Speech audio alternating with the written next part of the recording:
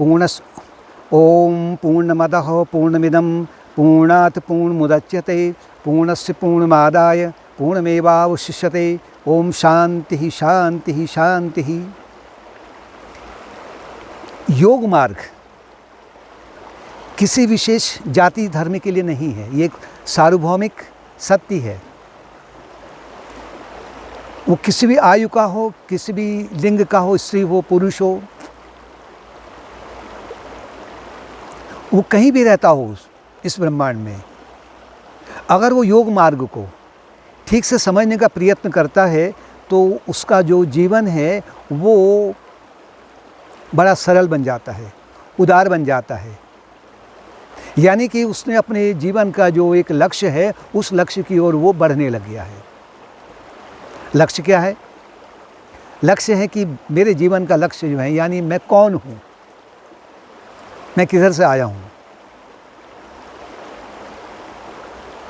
अर्थात मोक्ष की प्राप्ति कहें या जन्म और मृत्यु के बंधन को तोड़ना कहें, क्योंकि ये भवव्याधि है ना। भवव्याधि का तात्पर्य है कि जन्म ले लिया है। अब जन्म ले लिया है तो जन्म लेने के बाद में दो व्याधि और उत्पन्न होती हैं, आधि और व्याधि। आधि का तात्पर्य है कि मानसिक रोग उत्पन्न हो जाते हैं योग मार्ग के अभाव में, और वही जो मानसिक रोग हैं फिर वो शारीरिक रोग में व्यक्त होने लग जाते हैं, जिसे कहते हैं व्याधि, फिजिकल डिजीजेस। इसके लिए अभी हम जिस प्रारब्ध कर्म की बात कर रहे हैं, तो एक कर्म सिद्धांत को जानना बड़ा आवश्यक है। इसमें एक गहराई से इसको समझने की आवश्यकता है, बार बार सुनने की आवश्यकता होती है। ये भी कहा गया है कि आप ब्लाइंड फेथ ना करें, अंधविश्वास ना करें इस मार्ग पर, उसको देखें, टेस्ट करें, उसे परीक्षण करें उसको, क्या इसमें सत्यता है, तब इसका पालन कीजिए। तो उसमें आगे नहीं जाते हुए अभी हम प्रारब्ध कर्मों की बात कर रहे हैं। प्रारब्ध कर्म से पहले हमें कर्म सिद्धांत में थोड़ा सा एक हिंट देना पड़ेगा कि जब जब जन्म होता है, यानी अनंत काल से जब व्यक्ति कर्म करता है तो शरीर या वाणी या मन से तीन स्तर पर वो कर्म करेगा। और जब कर्म करता है तो क्या होता है, उसको एक फल मिलता है, यानी भोग होता है, उसका अनुभव उसे होता है। सुख है, दुख है, किसी प्रकार का हो सकता है। तो जैसे ही उसे अनुभव होता है, यानी सुख दुख का अनुभव हो गया, उसे भोग कहते हैं। और वही जो भोग है फिर एक कर्म के रूप में उसके अचेतन मन में संस्कार के रूप में बैठ जाता है, यानी कर्म का बीज एकत्र हो गया। और जो वर्तमान जीवन है, ये वर्तमान जीवन उस जो अपार संचित कर्मों का जो भंडारण है, उसमें से एक थोड़ा सा भाग उसने स्वयं मांगा हुआ है दैवी विधान में। उसे कहें कि ईश्वर उसको उसमें से एक छोटा सा अंश उस संचित कर्मों का दे देते हैं, जो कि वो प्रारब्ध कर्म कहलाता है। प्रारब्ध कर्म को हम दूसरी ओर हम भाग्य भी कहते हैं, अर्थात कि जन्म से लेकर के मृत्यु तक निरंतर इन कर्मों का फलन होते रहता है। उन कर्मों का फलन होते रहता है कि जो कर्म अभी फुली मैच्योर हो गए हैं, जो अपना फल देने को तैयार हैं, वो प्रारब्ध कर्म है। अब इसमें जन्म है और मृत्यु है, और उसके बीच में आने वाले जो अनेक प्रकार के सुख दुख हैं, परिवार इत्यादि है, परिस्थिति इत्यादि है, शरीर का जो रूप रंग इत्यादि है, वो सब का सब उस प्रारब्ध कर्म पर निर्भर है। लेकिन इन प्रारब्ध कर्मों को फिर हम तीन भागों में और बांटते हैं।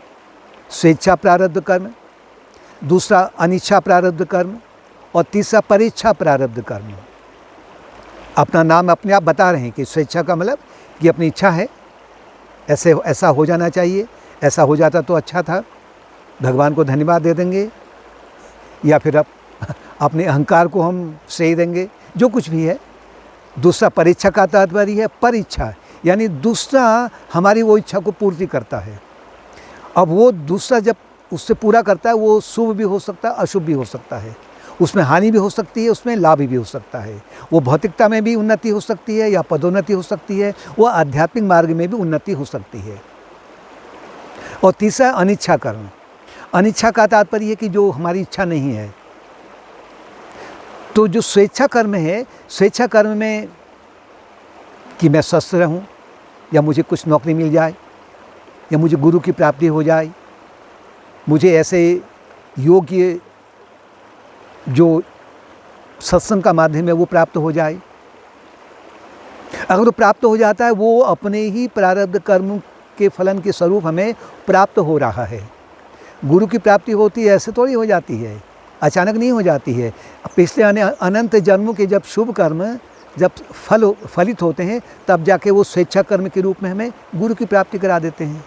या एक अच्छे परिवार में हमारा जन्म हो जाता है, हमें शिक्षा अपने अनुकूल मिल जाती है, नौकरी अपने अनुकूल मिल जाती है, व्यापार का क्षेत्र अपने अनुकूल मिल जाता है, विवाह अपने अनुकूल हो जाता है, संतान अपने अनुकूल हो जाती है। ये स्वेच्छा कर्म है।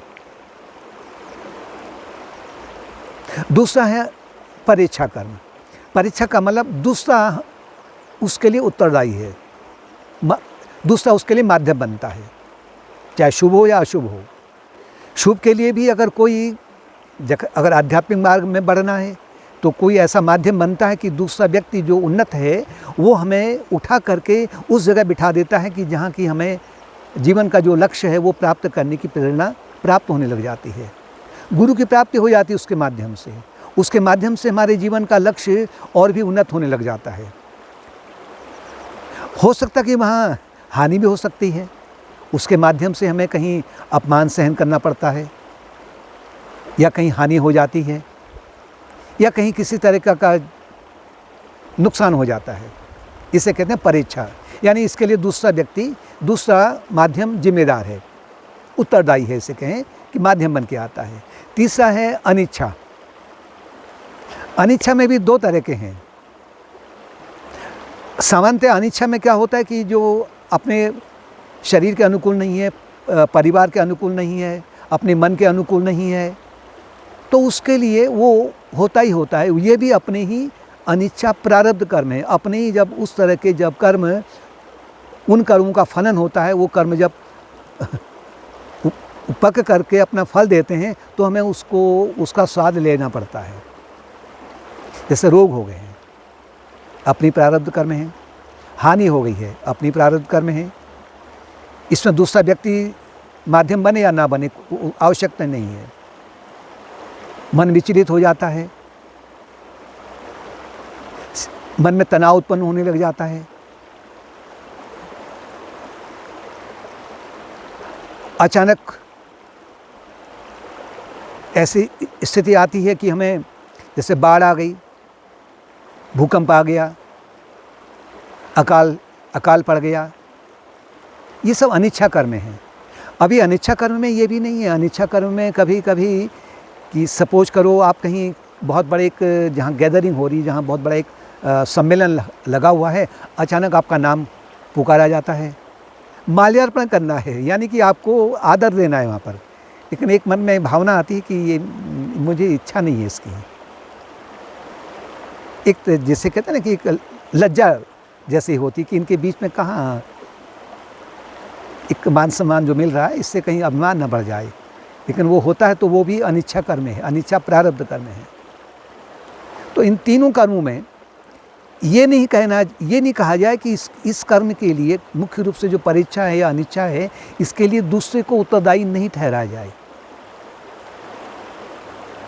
काहू ने कोई सुख दुख कर दाता, रामायण में आधी चौपाई आती है केवल। कोई किसी को सुख दुख देने वाला नहीं है।